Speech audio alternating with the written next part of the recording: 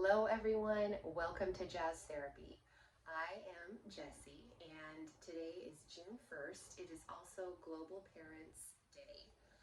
And this week, the theme for the week is celebrating and honoring parents.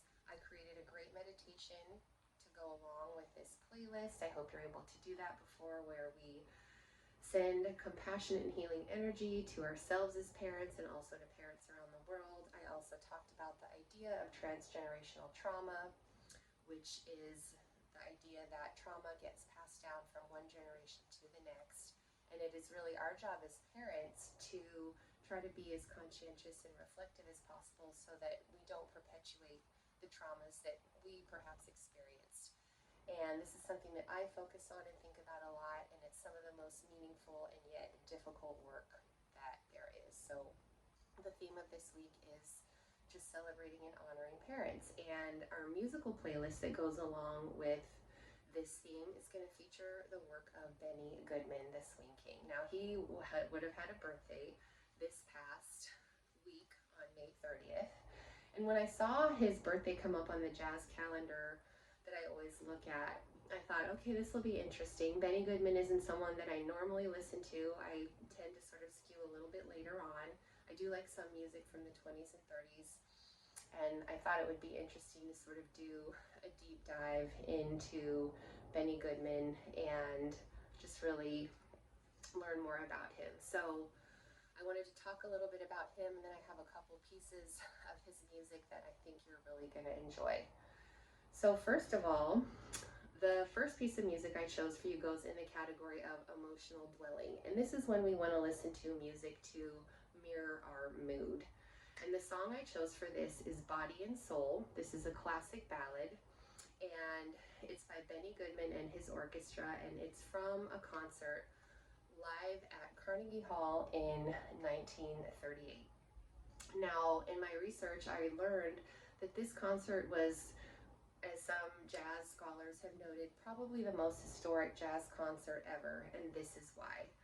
So first of all, Benny Goodman was the first jazz artist ever to perform at Carnegie Hall. And when he was interviewed 12 years after the concert, he said, we didn't really even know if people would come, how it would be received. Jazz was played in nightclubs before this, and this was the first time ever that jazz was elevated to an art form at Carnegie Hall, where classical music was played. And I read an article that I'll put a link to, and the current jazz curator at Lincoln Center, his name is Phil Schaap, he talked about how this was the first time that jazz was ever played in a venue without dancing and booze, that it was really only for aesthetic purposes only of listening. And that was very, very different. So Benny Goodman was really uncertain and wasn't really sure how this concert would come out. Also incredibly meaningful was the fact that Benny Goodman played with an integrated band. He brought about half a dozen Black musicians with him, among them Count Basie, Cootie Williams, Lester Young, and Lionel Hampton, who became incredible stars in their own right. And Lionel Hampton, who's a vibraphonist, was also interviewed 12 years after this concert. Perhaps it was a little bit more, and he said, Benny Goodman brought an integrated band to Carnegie Hall not expecting commercial success or to make money, but because in his heart he knew it was the right thing to do for the music.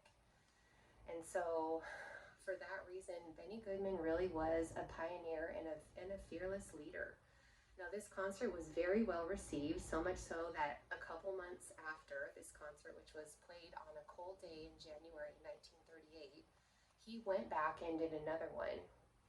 However, he really sort of set a precedent for playing with an integrated band and helped elevate jazz to the art form that it is. And now we see jazz in concert venues across the world. We still see jazz in nightclubs, but it is internationally recognized as an art form, specifically Black America's art form. So for this reason, this just completely deepened my respect for Benny Goodman. Now, I chose this song, Body and Soul, for the category of emotional dwelling because this song, you can hear Benny Goodman on the clarinet. It really just imparts you feel such a deep sense of love. And this is really the love that a parent has for a child. It's different than a partner or a spouse or a lover. That can be very intense, passionate love. And it can also sort of be transient or change and shift at times. The love that we have for our children is so profound and deep. It's really in a category of its own. And that's how I feel like I love my children, just completely with my whole body and soul. And if you're a parent, I imagine you probably would resonate. So I chose this piece because it is from this very important historic concert and because of the message it represents of the way that we really love our children. So if you have a chance, listen to the whole concert. It's really amazing to hear. There's so many different pieces. You get to hear the audience clapping and applauding, and the excitement is just sort of there in the air. So it is really worth a listen. Our second category of music is emotional elevation. And this is when we want to listen to music to feel better. Now, there are definitely times when I've been parenting my children or just been having a hard time when absolutely I need something to pick me up, especially if I feel like I've made a mistake or been less grounded or calm than I would like to be. So the piece of music I chose for this category is called The Sheikh of Araby, and it is from an album called the Benny Goodman Sextet featuring Charlie Christian, and this was recorded between 1939 and 1941. Now, Charlie Christian was an incredible jazz guitarist, and Benny Goodman heard him and then really wanted to work with him and brought him in to work with his sextet. And Charlie Christian was one of the early jazz guitar pioneers. I love guitar. I love classical guitar, especially jazz guitar. And I feel like the guitar almost makes the sound more contemporary than it was at the time. It's so fresh, it's so modern. We get to hear a wonderful, just upbeat solo by Charlie Christian here. This whole album is amazing. However, I chose this song just because it is so lively. It's just kind of the joy in the song is palpable. So do listen to this song, and also the whole album is incredible as well. I recommend listening to that if you have the time. And finally, the third song I chose goes into the category of emotional galvanization. And this is when we want to listen to music to kind of pick us up or inspire us, or maybe, get us to go out on the town or dance, just to kind of get us moving. And the song I chose for this is What a Little Moonlight Can Do. And this features Billie Holiday. And Benny Goodman plays the first chorus here on the clarinet. I'm a huge Billie Holiday fan, so it just seemed so natural to choose a song that featured Billie Holiday. In the early parts of her career, this song was recorded in 1935, also with Benny Goodman. Now, this song has a vibe of, there's sort of like an infectious excitement, almost like an anticipatory pleasure. You kind of hear this song, and there's sort of the vibes of like you're gonna go out, maybe you're gonna have a night on the town, maybe you're gonna have a special night with a partner, maybe you're just gonna kind of go and have some fun, get in some trouble. It's just sort of this very lively, fun vibe, and really Billie Holiday brings it to life in a way that nobody else could. So this song is great, and I really hope you enjoy it. Now, I also just wanted to speak about Benny Goodman, my personal connection to him. When I was in high school, I actually had Benny Goodman's daughter as an English teacher. Her name was Rachel Edelson, and I wrote a paper in her English class, and it was an interpretation of a Tony Cade Bambara story. And she gave me the paper back, and I got an A. However, she wrote, Mrs. Edelson wrote on the paper, "Consider psychology, Jessie." She said, "You have an inherent knack for understanding human motivation, and you change the way that I see this story." And that was a comment that really touched me and stayed with me, just as sort of an insecure adolescent trying to figure out what I wanted to do. Sometimes people can make comments to us, and they don't really know how impactful or meaningful it would be.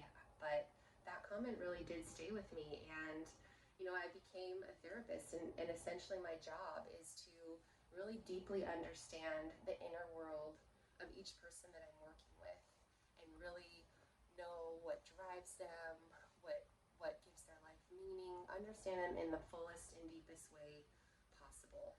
And, really even to get to the soul level. That is my goal. So, Mrs. Edelson wrote that comment, and that stayed with me. And I think it really did sort of alter the course of my life and the direction that things went.